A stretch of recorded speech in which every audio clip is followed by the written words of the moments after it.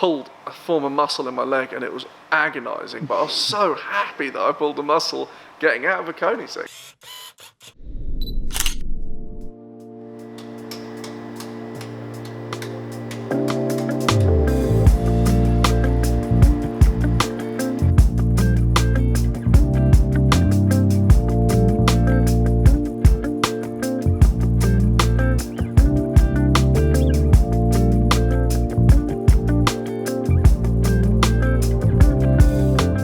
Hi everyone, it's Luke here and welcome back to another video. Today I have something extremely special as finally, after 5 months, I can share with you another episode of Garage Guns. Today I'm joined by Zach from Zach's Garage and he's going to show me around the Lewis motor collection. So let's get stuck in.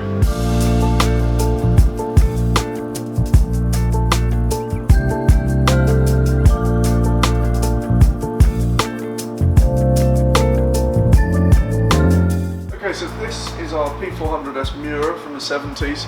I think it's believed to be one of the most iconic supercars ever made because it sort of started the trend of supercars. Lamborghini obviously created this under the cover of darkness from the owners of Lamborghini. The mechanics who built all of the cars designed this and presented it to Ferruccio Lamborghini and said, well, what do you think? And eventually they persuaded him to make this. It featured the V12 from the 400 GT over there, and an incredibly cool design in my opinion, with the almost eyelash effect. We call them eyelashes, in fact we call the whole car eyelashes. The car is used all the time. As soon as we can we'll pull it out and we'll take it for a drive, and just a wonderful car to own really. So you've got cars like the 365 GTC4, you've got the 400 GT 2+2, there's only one of 5 right hand drives, this is one of them. Austin Cooper S, one of the first Mini Cooper S's, it's meant to be the third off the production line. Got a Lotus Cortina, and one of my personal favourites, the Countach 25th anniversary. Okay, so this is actually pretty much my favourite car in the collection. So 1989 Countach 25th anniversary. Now, for a lot of the older viewers, they will go, Jesus, this is my poster car, I had this on my wall. For me, it shows the ridiculousness of Lamborghini. You look at the Aventadors, you look at the Hurricanes, and then you look at this, and you can almost say that Lamborghini have toned down since coming to this. You've got the complete scissor door, which comes all the way up. You've got the completely slanted front, which means you can't drive the thing, and no rear view at all, which means to reverse it is near impossible. But Lamborghini didn't care, because the one thing this car does is look fantastic. So some of the small quirks and features of the car include electric seats, which the panel is kept under here, which is quite cool. And also, one of the stupidest designs from Lamborghini is the fuel filler cap, which is all the way in there. I never knew that. You cannot get to it. Modern day fuel taps, you cannot get through there. So we always bring a funnel with us that's really long, extended up to here, and you fill it in and it's just so awkward. But Lamborghini didn't want a fuel cap, so they didn't put it there. The wing, I'm 99.9% sure it does no aerodynamic benefits at all, but once again it looks cool, so who cares. And just, there's so many things about this car which I love, because it's either impractical, silly, or just mad. Yeah, pretty much sums it up quite well. So this is our 300SL Gull Wing. This is one of the cars that is really, really highly looked after. We very rarely drive it simply for the fact that it's completely concours. It was restored by a company called Keenley's, and it was restored for us because we wanted one car in the collection that was the best of the best. No other type of the car would be anything like it. And so this car was restored for I think around 5 years out in Germany. We took it to Pebble Beach, it came second, and well, look at it. We made it so that all the bolt and all the screw heads are facing the same way, and the leather is all from the same hide. We make sure that if there's any scratches, the whole thing gets redone. If the paint's blemished, we repaint the whole car. We have to make sure it's 100% perfect, and it really is. That is immaculate. If you look along here, all the screw heads are facing exactly the same way. Some serious OCD's gone into that. Absolutely. Just just keeping it all sensible, because it doesn't take any effort to just make everything perfect. You know, if you're tightening a screw, just make sure it's the same place as the other one. Yeah. You know, it's simple. Keep the fluids clean so it looks nice instead of having grotty old fluid in it. Yeah. You know. Yeah. People think it's incredibly hard to keep these cars immaculate, but once it's been restored, you just look after it. Okay, so this is our Koenigsegg Agera R. It's finished in matte white with like a shiny blue secondary colour. You've got the stripes, you've got certain accents on the car that are blue. It's quite a famous car. You may have seen it in Need for Speed movie, things like that. This car wasn't actually in the movie, as they had shells of the car, but they took the paint scheme and the body style from this car. So it's finished in white and white, as I said. The interior is kept very dark. The engine bay has got a lot of anodising. It's when Koenigsegg first started doing anodising.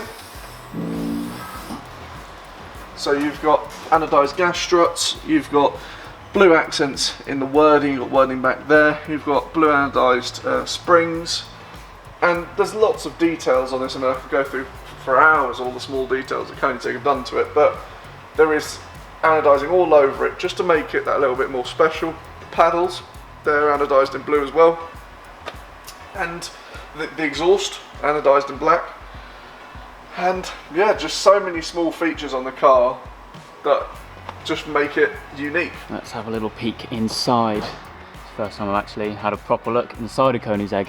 See, like Zach was saying, we've got the blue anodised little accents here and there, paddles like he was saying. And what I was talking to him about a little bit earlier on before we started filming is just how big this sill is. I think you told me a story of how you...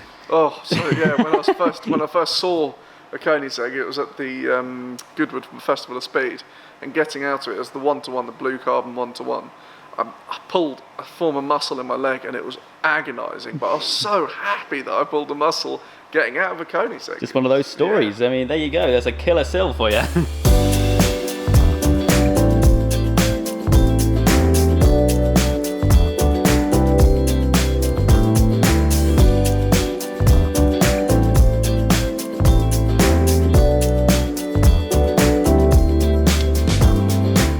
This is the pre-war section of the museum, so it's covered in cars before the war, hence pre-war. If we go a bit down here, one of my other favourite cars is the Austin Healey 3000. Now this is, I always call it the hot rod. When I was a kid, I always called it the hot rod because the way it sounds is so unique. It sounds like it's a big burbly V8, and when you're going down the road, it just has the perfect tone. There are a few cars missing. My dad's race car, Lagonda V12 Le Mans. We also have a Fraser Nash Le Mans, which is in the workshop, which we'll see in a minute. And various cars throughout that have some incredible history. I would go into detail, but as I'm sure you guys can imagine, there's a lot of history on these cars. They're all special for their own reason. And yeah, they're also beautiful to look at. So to break up the car content, I suppose you could say, I just like to draw your attention to all the memorabilia that is in this place. It is absolutely phenomenal. As soon as I walked in here, I was like, wow. Okay, and it's in every single room, as you'll see a little bit later on in the video, but just old fuel pumps, old signs, everything like that.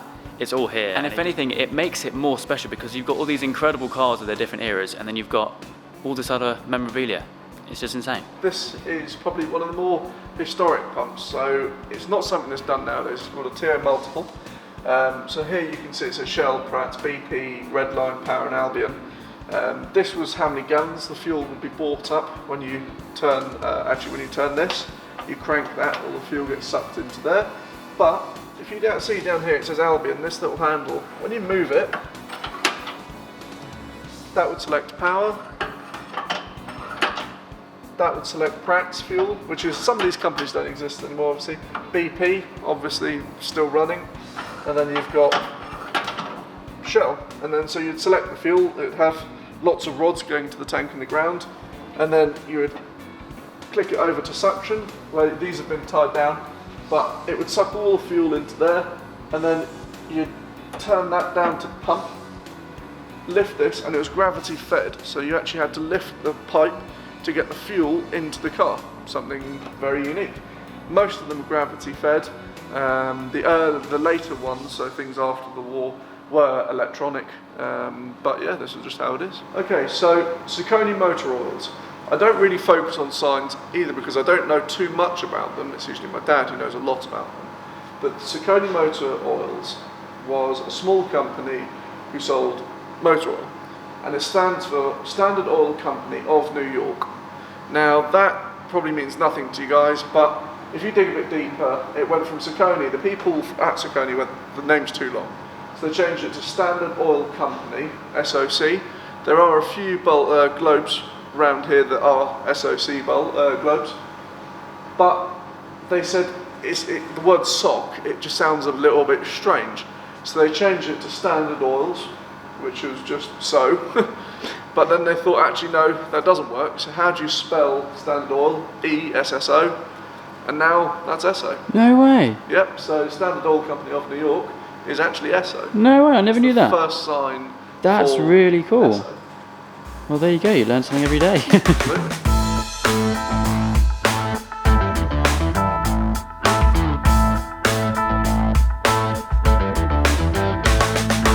Okay, so this is our workshop. So inside we have the Jaguar D-Type. This finished the Silverstone Classic, and after every race we try and just do some maintenance, spark plugs, oil, and because on D-Types it's very easy just to take the front off. That's exactly what we've done. So it's probably one of the only times you'll see a D-Type with basically the whole front end of the car. That's not something you see every day. No, absolutely not. So it may seem very extreme, it may almost seem like something's gone wrong, but it really hasn't. It's what we do to all the cars. If they've had a race, we just take it apart and make sure everything's okay. We don't change anything, but we just like to keep it under maintenance, really. What I find cool is how you've got your own little workshop in. I mean, this is a proper little workshop for all the cars in the collection. Yeah. So I've never even seen anything like that before, so that is very, very cool. I mean, through here you've got where we work on engines and gearboxes. We've got a very big spanner. That is giant. It's huge, yeah. All the different screws. And also, so if we have, because classic cars back in the day, so many things changed. We can make bolts and screws if it's necessary, because some things you just can't find. And also, people quote, "Oh, it's going to be like 10 days to get one specific bolt." It's just easier to make it. So we do have workshops where we can make things like that. Almost doesn't look like a car from this angle, does it? No, it's crazy. It's absolutely mad. And so through here, we've got the Fraser Nash Le Mans, which is having a bit of work done to it at the moment. That is raced. That's raced with my dad. I will hopefully race that in the not too distant future. And then through here is the Jaguar room. Okay, so this is our Jaguar room. It's a Jaguar room, like all the other rooms. It's a little bit iffy. We've got a Sinclair C5 there, and we've got a PLP 50 there. So we try and keep it, it's turning into a bit of a toy cupboard eventually, but this is our Jaguar C-Type. The D-Type is, as you saw in the workshop. That's the front end of it, just to show that the D-Type really does go there. The SS100. First car to do 100 miles an hour, really cool car. It's also quite a famous car for multiple reasons, but really pretty. Just such a cool car. You've got an SS1 Tourer. This was made obviously by Jaguar, but it was made to commemorate how almost good the brand was. So Jaguar made it to show exactly what they could do. That's this car exactly. It's got a fabulous interior, like all the classic Jags. It really does have a fantastic interior. Beautiful hood ornaments, you know, the Jaguar, just very pretty. It once had on pre-made best in show. And then we have the SS1 Airline, SS1 Tourer. This was also another thing by Jaguar. They wanted to make very, very few of them. I think there's only one or two. But very special car. It's got certain features inside of it, such as these little wooden tables, which I think is really cool, also foldable away. But as a lot of modern day cars have that, people don't really see it as something special, but on a classic car, these were the pioneers. These are the people who thought, let's put a table in the car. So it was very special for the day. It's got a very simple interior, the leather is just plain, but very elegant. It also has a sunroof. This slides down and backwards. You would have thought it would be on the back, but who knows why. And then you have the Austin Swallow here. This was sort of the beginning of Jaguar.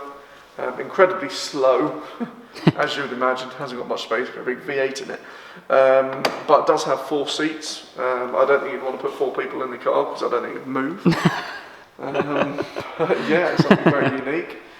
It's also got these really cool little vents here, which look exactly like you'd see on a ship.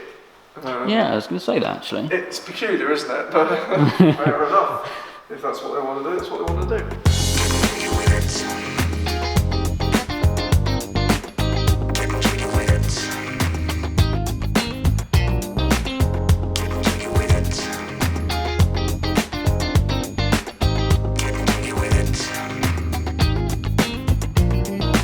So there we go then. I think I'm going to wrap today's video up here, but like I said a little bit earlier on in the video, please do make sure you go and check out Zach's YouTube channel. He's kind of just started.